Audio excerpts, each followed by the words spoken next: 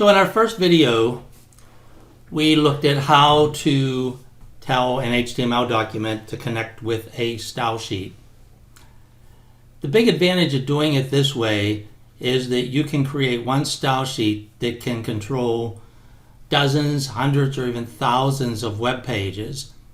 And if you decide that you want to change something in the style, you make a change to one style sheet instead of all those documents. So the question that we need to look at next is what actually goes into the style sheet and what kind of document is it?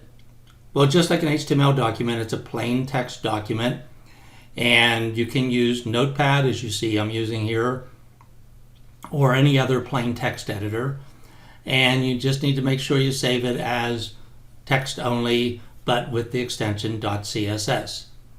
So let's start by looking at the syntax for CSS. So the way it works when we're styling an HTML element is we start by saying which element we want to style.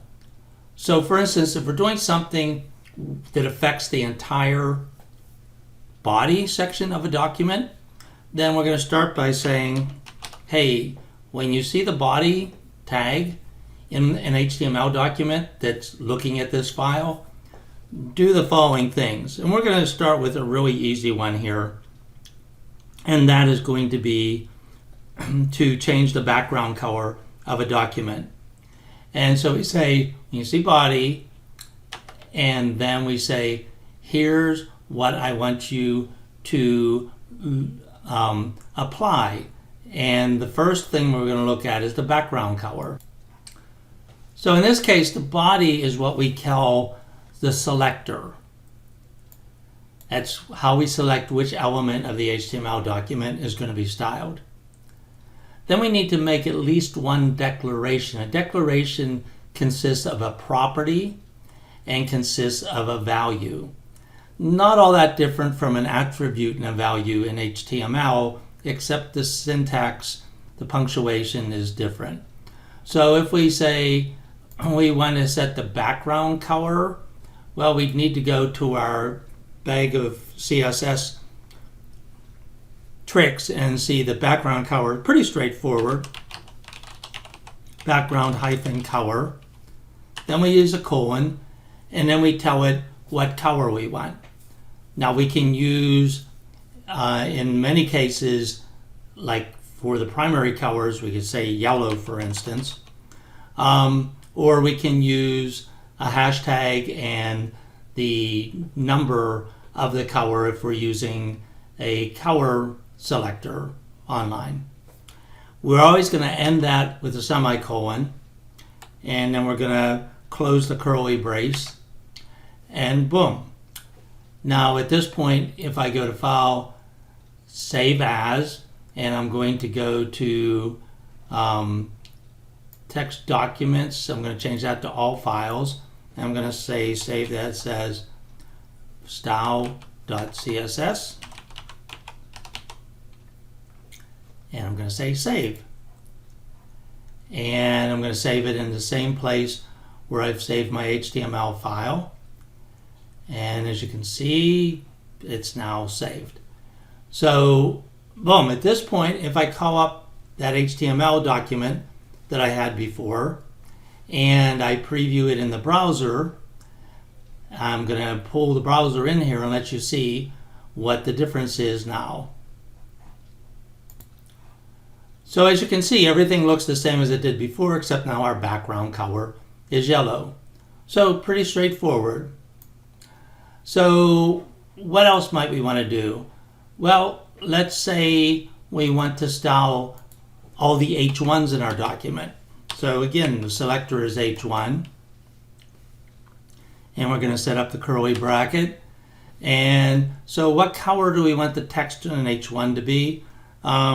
We'll use color, and let's say we want white for that.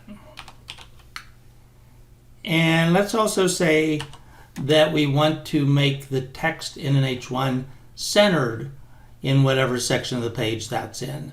And so we would use text align and center on that. Again, we end things with a semicolon and then the curly bracket. I'm going to save that.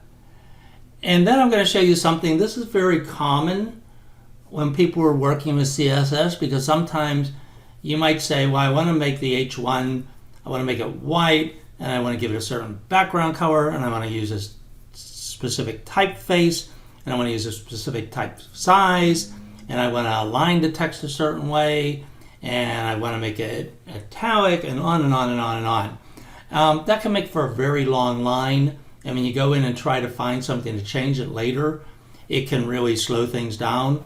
So you'll often see CSS written like this, and this is just a matter of convenience. So we'll start with the curly bracket. Doesn't matter how many spaces I hit here. We're going to go with the first one.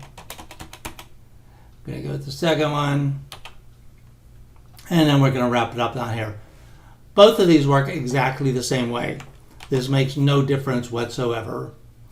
So again, if I come over and I get my document we've been working on, now here's an H1 here. Let's see what happens. Boom. Well, it turns white and it's centered, but white's not a really good choice here. So let me go back in here and let me change that color to blue, for instance. Save that again, call my document in and refresh it. Okay, so we see that going on. And so any HTML element can be styled this way. For instance, if we say, hey, when we get to paragraphs, we're going to want to specify a specific font family, typeface, and a font size. And so we say, hey, you see paragraph, again, curly brackets, and font family, colon. Now, generally speaking, when we are using font families, we're going to put more than one font family in. So why do we do this? Well, the reason we do it is because we can't be sure what typefaces are available on the computer that a person's looking at your page in. So we want to give it some options.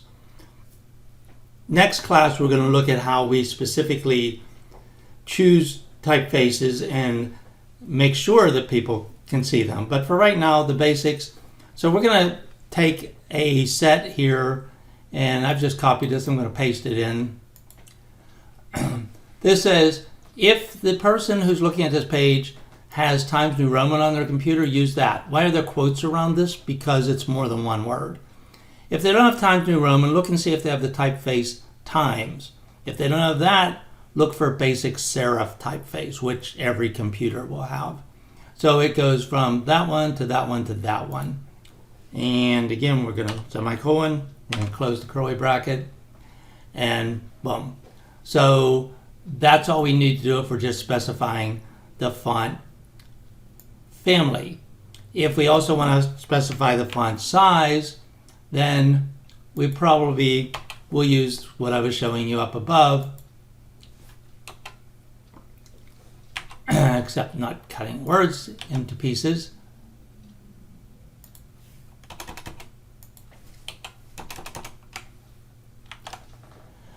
We're going to say font size 20 pixels. Now, one of the things about CSS that's amazing but also maddening is there are many ways to do the same thing. So there are all sorts of measurements that we can use to specify font size. I wouldn't worry about that right now. When you're playing with CSS, you can pick one and you can try different numbers and see if it looks like what you want, and if it doesn't, you change the numbers and try again. And so that would be fairly large type. Let me make it 12 point, and I'm going to save this, and then I'm going to call my page back over, and we probably want to see a real big difference here when I reload it, because that was a little bit of what we had before.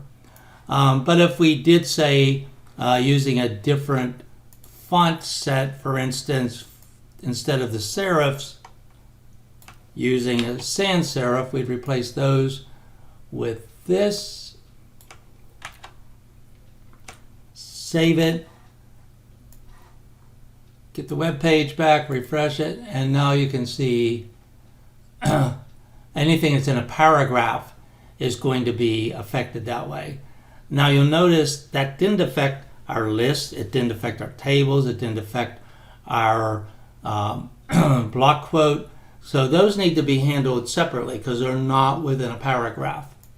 So you would have to set in your, if you wanted them all to match, you would also have to set those all separately, unless you want everything on the page to match, in which case you can do that in your body rather than in the paragraph here. So at this point, all I need to do, I have a legitimate style sheet here. I tell it do something to the body, I tell it do something to H1s, I tell it to do something every time I see a paragraph. All I have to do is upload this with my HTML document or documents, as long as every one of those documents has that link to see this page. They're all going to take the same styles here.